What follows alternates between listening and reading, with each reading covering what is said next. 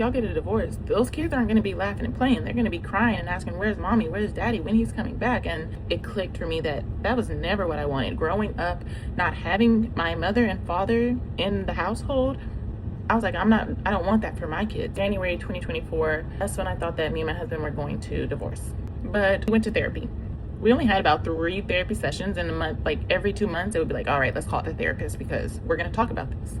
Our kids, we were sitting right here and our kids were in the background playing. They were laughing and cutting up, just being loud. And we're like pissed off at each other and can't talk to the therapist because the kids are so loud. And the therapist was like, is this what y'all want? Because y'all are sitting there like a mother and son, not talking to each other, looking dead in the face. And he was like, is this what y'all want?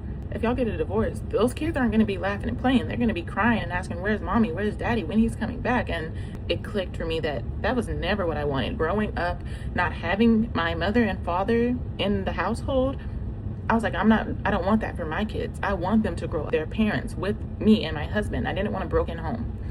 And I didn't stay together for the kids, but there's a greater purpose here.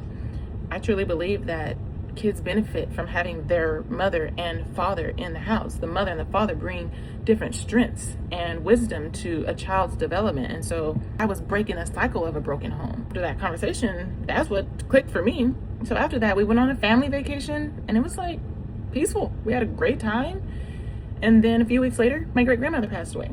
While we were in Snyder for her funeral, Justin's grandmother, who's like their family matriarch, so she didn't raise him, but you know, grandmothers are the glue. She passed away while we were in Snyder for my grandmother's funeral. So within 2 weeks, we lost both of our grandmothers. And it was like all of our problems, whatever we were arguing about, everything just went out the door and was nothing but peace.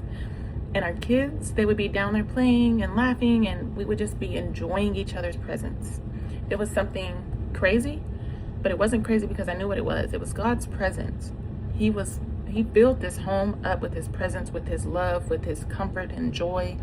Like, it's crazy to say that, oh, we were joyful in a time we should have been mourning and grieving, but it wasn't anything like that. It really brought us back together.